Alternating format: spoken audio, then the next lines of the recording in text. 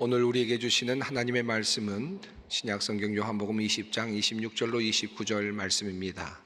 요한복음 20장 26절로 29절 말씀입니다. 이 계시의 말씀을 봉독할 때 다 함께 살아계신 하나님의 음성을 들으실 수 있기를 바랍니다. 여드레를 지나서 제자들이 다시 집 안에 있을 때에 도마도 함께 있고 문들이 닫혔는데 예수께서 오사 가운데 서서 이르시되 너희에게 평강이 있을지어다 하시고 도마에게 이르시되 내 손가락을 이리 내밀어 내 손을 보고 내 손을 내밀어 내 옆구리에 넣어 보라. 그리하여 믿음 없는 자가 되지 말고 믿는 자가 되라. 도마가 대답하여 이르되 나의 주님이시요 나의 하나님이시니이다. 예수께서 이르시되 너는 나를 본고로 믿느냐? 보지 못하고 믿는 자들은 복되도다 하시니라. 아멘. 부활절 두 번째 주일을 맞고 있습니다. 우리가 오늘도 부활절 찬양을 드렸습니다마는 여전히 우리는 지금 부활절기를 보내고 있습니다. 부활절로부터 시작해서 성령 강림절이 오기 전까지 50일의 기간 동안 기독교는 오랫동안 기쁨의 50일로 지켜왔고 부활절기로 그렇게 지내왔습니다. 또한 한편으로 매주일 주일마다 우리는 작은 부활절을 지켜왔습니다. 주일은 주님께서 부활하신 날이죠. 주일마다 우리는 주님의 부활을 항상 찬송하곤 해왔습니다. 그러므로 부활절 노래가 주일마다 불려지는 것은 절대로 어색한 일이 아닐 것입니다. 예수님께서 부활 이후에 어떤 일을 하셨을까요? 그리고 예수님께서는 부활 이후에 어떤 사람을 만나셨을까요? 공관복음과 요한복음이 말하는 내용이 조금 다른 부분들을 말하고 있기 때문에 전체적으로 보려면 종합적으로 살펴볼 필요가 있겠습니다만은, 그러나 오늘은 요한복음을 따라서 한번 살펴보려고 합니다. 예수님께서 부활하신 다음에 누구를 만나셨을까? 요한복음 20장 그리고 21장이 그것을 우리에게 알려주고 있습니다. 요한복음 20장에는 세 부류의 사람을 만나셨고, 그리고 21장에는 또 다른 한 부류의 사람을 만나셨습니다. 첫 번째로 예수님께서 만나신 사람은 바로 막달라 마리아죠. 그리고 두 번째로 제자들을 만나셨습니다. 그리고 세 번째로 도마를 만나셨습니다. 그리고 요한복음 21장에는 7 제자들을 만나시는데 특별히 베드로를 만나시고 베드로에게 소명을 주시는 장면이 소개되고 있습니다. 이것이 요한복음이 우리에게 말하고 있는 부활하신 주님의 행적이라고 할 수 있습니다. 오늘은 요한복음 20장을 함께 살펴보면서 따라가면서 예수님께서 만나주신 사람들이 어떤 사람이었는지, 그리고 그 사람들이 우리에게 주는 의미가 무엇인지 그것을 한번 여러분과 함께 살펴보려고 합니다. 요한복음에 따르면 제일 먼저 부활하신 예수님을 만난 사람은 막달라 마리아였습니다. 요한복음은 다른 복음서들과는 달리 아주 단순하게 이 상황을 이렇게 묘사하고 있습니다. 안식 후 첫날 일찍이 아직 어두울 때에 막달라 마리아가 무덤에 와서 돌이 무덤에서 옮겨진 것을 보고, 이렇게 이야기가 시작이 됩니다. 막달라 마리아가 왜 갔는지에 대해서도 별로 말하고 있지 않습니다. 그저 막달라 마리아가 안식 후 첫날 예수님의 무덤이 있던 그곳으로 갔는데 그 돌문이 열려 있는 것을 보았다라는 말로 시작이 됩니다. 그러면 왜 그가 제일 먼저 부활의 주님을 만나게 되었을까요? 막달라 마리아가 부활의 첫 증인이 된 데에는 특별한 이유가 있습니다. 그 이유를 11절과 13절이 우리에게 알려주고 있습니다. 바로 그 막달라 마리아가 무덤 옆에서 울고 있었기 때문입니다. 제자들은 빈 무덤을 확인하고 다시 집으로 돌아갑니다. 하지만 막달라 마리아는 그러지 않았습니다. 비어있는 무덤 앞에서 울고 있었다고 성경은 증언하고 있습니다. 막달라 마리아를 많은 사람들이 죽은 나사로를 예수님께서 살리셨을 때 있었던 나사로의 누이 마리아와 혼동하는 경향이 있습니다. 그 마리아는 베다니에 살고 있는 마리아죠. 지금 여기에 나오는 마리아는 막달라 마리아입니다. 베다니에 있는 마리아는 예수님께서 정말 깊이 사랑하셨던 마리아임에 틀림이 없어 보입니다. 그러나 막달라 마리아에 대해서는 별로 이야기가 없습니다. 그냥 막달라 마리아일 뿐입니다. 그저 귀신 들렸다가 나음을 받은 막달라 마리아이죠. 예수님께서 부활하신 후에 제일 먼저 만나주신 사람은 예수님께서 가장 사랑하셨던 그런 베다니의 마리아도 아니었고, 향유를 들고 왔던 어떤 사람도 아니었고, 그리고 베드로도 아니었고, 요한도 아니었습니다. 아주 예수님께서 제일 먼저 만나주셨던 첫 번째 사람은 바로 무덤에서 울고 있었던 한 사람이었습니다. 13절을 보면 막달라 마리아가 꿈에도 예수님께서 살아나셨다라고 하는 생각을 하지 못했던 것 같습니다. 누군가가 예수님의 시신을 치웠다고 생각을 했습니다. 그래서 예수님을 보면서도 예수님으로 알지 못했고 동산지기인 줄로 알고 그분에게 이렇게 말합니다. 당신이 옮겼거든 어디에 두었는지 내게 이르소서. 그리하면 내가 가져가리이다. 지금 막달라 마리아는 예수님께서 살아나실 것이라는 생각은 추호도 하지 않았습니다. 그저 예수님께서 분명히 돌아가신 것은 분명한데 그 예수님의 시신이 지금 옮겨진 것입니다. 유기된 것입니다. 발견할 수가 없는 것입니다. 그것이 더 슬픈 것입니다. 그래서 지금 예수님의 시신을 달라고, 예수님의 시신을 찾게 해달라고 그렇게 울고 있는 것입니다. 왜 주님께서 무덤 밖에서 울고 있는 막달라 마리아를 제일 먼저 만나셨을까 생각해 봅니다. 수많은 사람들이, 오고 오는 세대의 모든 사람들이 바로 이곳 무덤 옆에서 끊임없이 울고 있기 때문입니다. 사랑하는 사람의 죽음을 앞에 놓고 울고 있는 사람들이 얼마나 많이 있습니까? 사실 시신을 찾지도 못하고 울고 있는 사람들이 얼마나 많이 있습니까? 여기 막달라 마리아의 슬픔은 예수의 시신도 못 찾은 그러한 극한의 슬픔, 그것을 표현하고 있습니다. 예수님은 선한 분이셨습니다. 예수님은 지혜로운 분이셨습니다. 수많은 사람들이 따라다녔습니다. 5,000명을 먹이시는 분이셨습니다. 4,000명을 먹이시는 분이셨습니다. 긍휼히 여기시는 분이셨습니다. 어린아이도 맞아들이시는 그런 분이셨습니다. 그런데 그 예수께서 그만 모함을 받으셨습니다. 사람들의 배반을 받으셨습니다. 그래서 그만 그 십자가에 달려서 처형을 당하시고 말았습니다. 그것을 보았던 이 막달라 마리아의 마음이 어떠했겠습니까?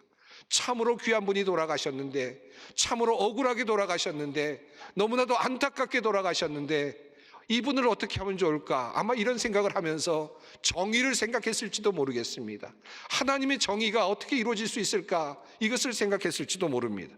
그래서 그랬는지 막달라 마리아는 안식 후 첫날 날이 밝자마자 발을 옮겼습니다. 그리고 그 무덤으로 향했습니다. 그리고 그곳에서 빈 무덤을 발견합니다. 설상가상입니다. 그곳에 있어야 되는 그 예수님의 시신이 없어졌습니다. 누군가가 유기를 한 것입니다. 시신도 찾을 수 없다니 얼마나 안타깝습니까? 그는 지금 그 자리에서 울고 있었던 것입니다. 슬픔의 극치입니다. 얼마나 많은 사람들이 오늘도 무덤 밖에서 울고 있습니까? 여러분, 우리가 편안한 듯 앉아있지만 우리들의 사연 속에도 그와 같은 사연들이 충분히 있을 수 있습니다. 이미 여기 앉아있는 분들 중에도 그와 같은 경험을 하고 아직도 눈물을 흘리고 있는 분들이 참으로 많이 있을 것입니다. 그런데 무덤 밖에서 울고 있는 이 사람, 슬픔을 감출 길 없어서 한없이 눈물을 흘리고 있는 바로 그 막달라 마리아에게 부활하신 주님께서 나타나셨습니다. 그리고 그에게 보여주셨습니다. 시신도 못 찾았다며 울고 있었던 마리아에게 부활의 주님은 제일 먼저 나타나신 것입니다. 죽은 나사로가 누워 있었던 무덤이 있었습니다. 주님께서 그 무덤의 돌을 치우라고 명령하셨지요. 그리고 나사로야 나오라라고 명령하셨습니다. 그러자 곧 그 무덤은 빈 무덤이 되었습니다. 그때 주님께서 마르다에게 하셨던 말씀이 이 말씀입니다. 나는 부활이요 생명이니 나를 믿는 자는 죽어도 살겠고 무릇 살아서 나를 믿는 자는 영원히 죽지 아니하리니 이것을 내가 믿느냐? 오늘도 죽음 앞에서 그리고 무덤 앞에서 울고 있는 사람들, 시신을 찾지 못하여 울고 있는 사람들, 억울해서 울고 있는 사람들, 그들을 제일 먼저 부활하신 주님께서 찾아가셔서 그들에게 말씀하십니다.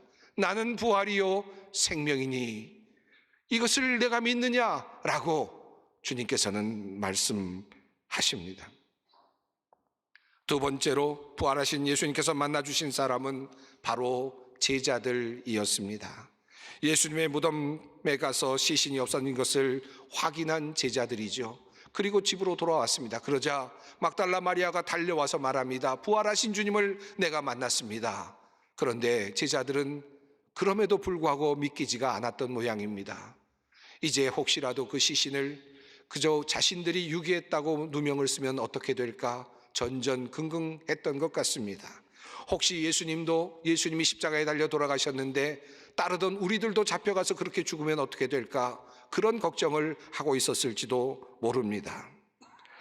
옛날에도 귀신 들렸던 여자니까 막달라 마리아가 말한 말을 도저히 믿을 수 없었을지도 모르겠습니다. 그렇게 부활의 하루가 지나고 저녁이 되고 있었지만 제자들은 도리어 문을 단단히 잠가두고 숨어 있을 뿐이었습니다.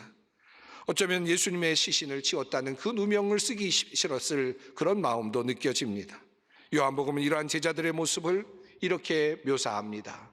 이날 곧 안식 후 첫날 저녁 때에 제자들이 유대인들을 두려워하여 모인 곳에 문을 닫았더니, 유대인들을 두려워하여 문을 닫았다, 이렇게 성경은 설명합니다.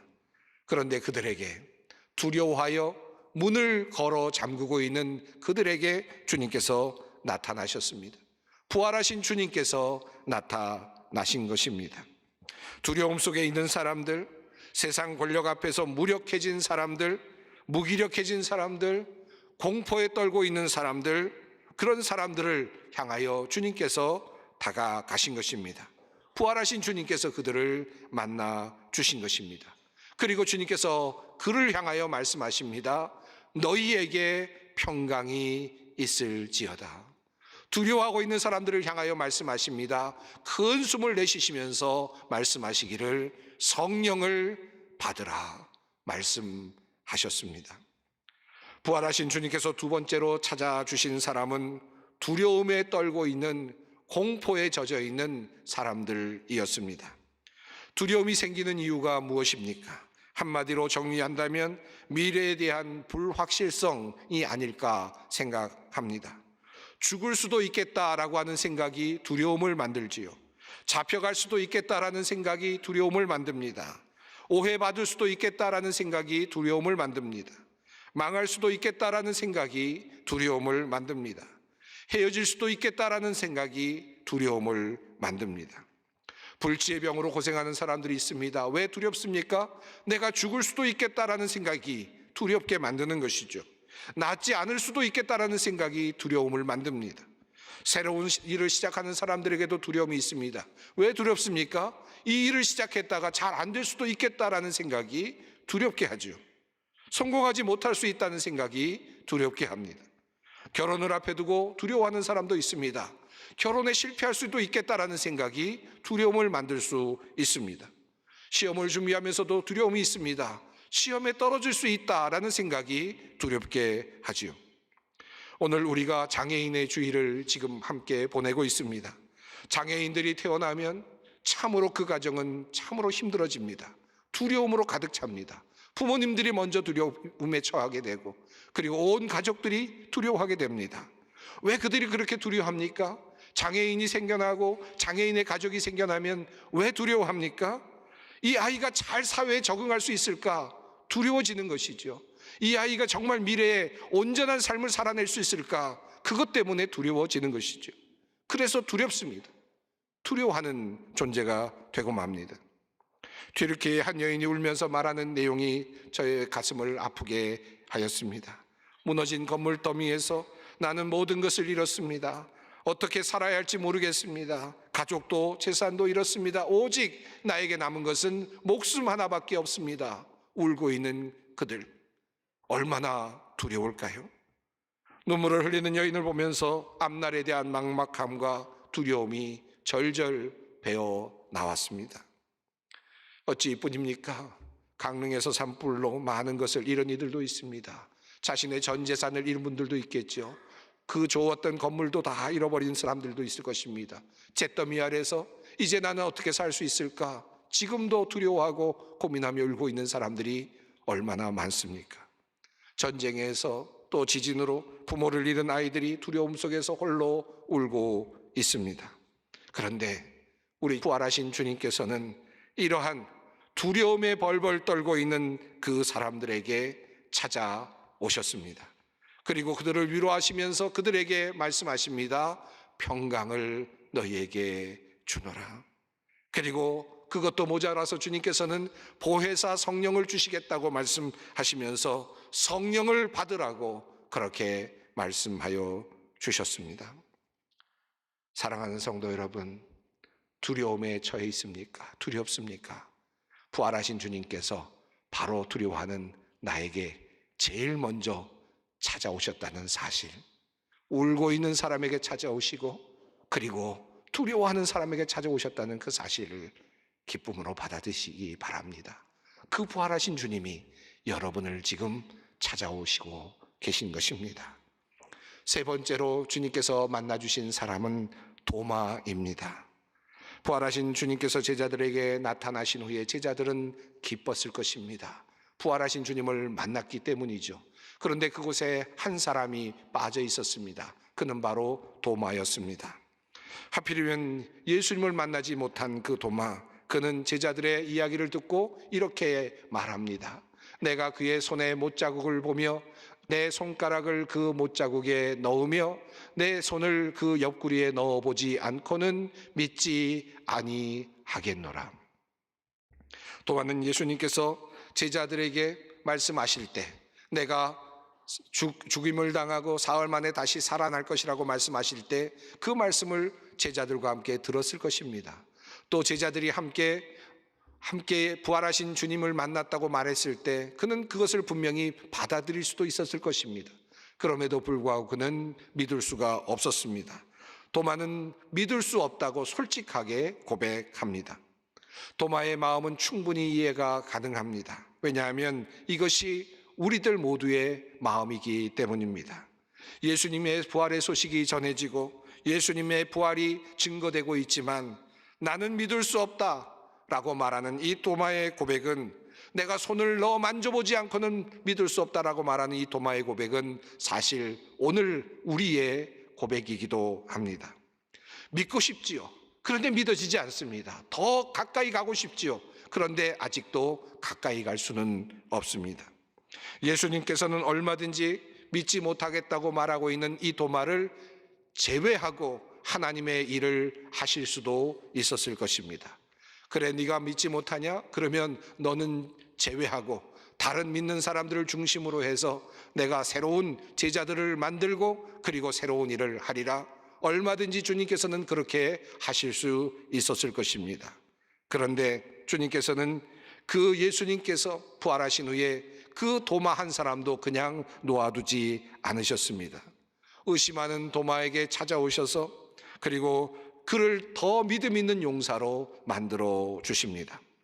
성경을 보면 막달라 마리아에게 처음 예수님께서 나타나셨을 때 마리아에게 나를 붙들지 말라라고 말씀하시는 장면이 보입니다. 예수님께서는 막달라 마리아에게 접촉하지 말 것을 명령하셨습니다. 그러던 예수님께서 도마에게 나타나셔서는 이렇게 말씀하십니다. 내 손가락을 이리 내밀어 내 손을 보고 내 손을 내밀어 내 옆구리에 넣어보라. 주님께서는 도마에게 나를 만져보라, 나의 상처에 손을 넣어보라고 그렇게 말씀하십니다. 넓은 아량과 사랑 속에서 도마를 다루고 계심을 보게 됩니다. 사도 바울이 주님을 따르는 무리들을 죽일 작정을 하고 다메섹으로 향하고 있었을 때 주님은 부활하신 모습으로 바울을 만나 주셨습니다. 바울은 그 후에 그 일을 회상하면서 고린도 전서 15장에서 이렇게 적고 있습니다. 맨 나중에 만삭이 되지 못하여 난 자 같은 내게도 보이셨느니라. 부활하신 주님은 지금도 성령님을 통하여 우리 주님의 부활을 우리에게 알리시고 그리고 보이시기를 기뻐하십니다. 연약한 믿음을 부족하다 아니하시고 다시 오셔서 확증해 주시고 그리고 또 다시 오셔서 확증해 주십니다. 이것이 은혜입니다. 우리의 믿음은 연약합니다. 하지만 주님은 또 나타나시고 또 오시고 또 주님의 살아계심을 보여주십니다. 도마에게 나타나시고 부활하신 주님께서는 도마가 믿음 가운데 설 때까지 그와 함께 하셨습니다. 이것이 주님께서 우리에게 베풀어 주시는 큰 은총입니다. 아직도 믿음이 생기지 않습니다. 부활의 믿음이 아직도 부족합니다. 그러나 도마와 같습니다. 그러나 주님께서는 우리에게 다가오십니다. 지금도 다가오실 것입니다. 앞으로도 다가오실 것입니다. 부활하신 그 주님을 주님께서는 증명하실 것입니다. 그리고 주님 말씀하시죠. 보지 아니하고 믿는 자가 복이 있다.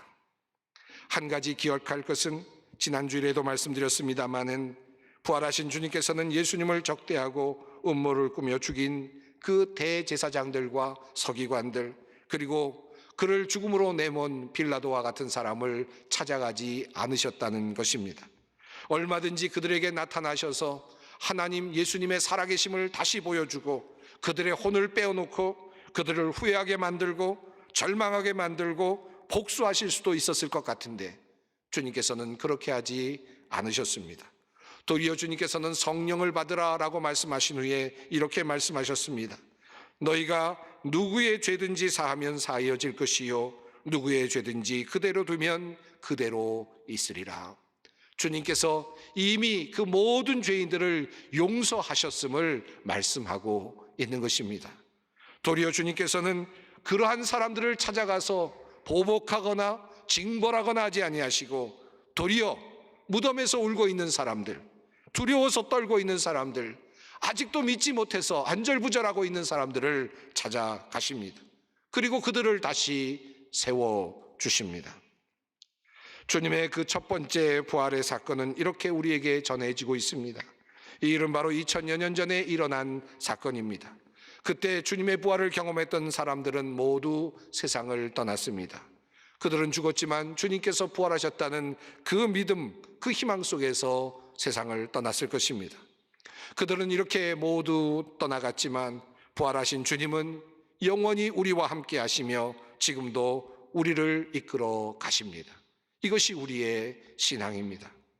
지금도 무덤 주위에 울고 있는 여인에게 찾아오시고 지금도 두려움에 떨고 있는 사람에게 찾아오시고 그리고 의심으로 가득 찬 사람에게 찾아오십니다. 주님 말씀하십니다. 어찌하여 울고 있느냐? 너희에게 평강이 있을지어다. 성령을 받으라. 내 손가락을 이리 내밀어 내 손을 보고 내 손을 내밀어 내 옆구리에 넣어보라. 그리하여 믿음 없는 자가 되지 말고 믿는 자가 되라. 사랑하는 성도 여러분, 아직도 울고 계십니까? 아직도 두렵습니까? 아직도 의심이 가십니까?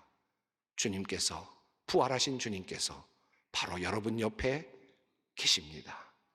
함께 기도하겠습니다.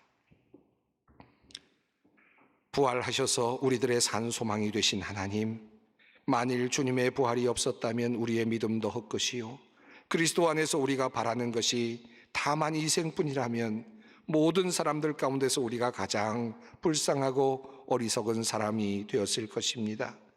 이 시간 주님의 부활의 현장에서 주님 만나기를 원하는 사람들이 있습니다. 무덤 앞에 있습니다. 문을 잠가두고 그리고 두려움 속에 있습니다. 가득 찬 의심 속에서 주님을 바라봅니다. 부활하신 주님 만나기 원하오니 주님 함께하여 주시옵소서. 부활의 주님 우리에게 오셔서 산 소망을 주시고 우리의 믿음을 강하게 하여 주시옵소서. 다시 일으켜 세우시고 주님을 위해 기쁨으로 일하게 하여 주시옵소서. 우리 주 예수 그리스도의 이름으로 기도드립니다. 아멘.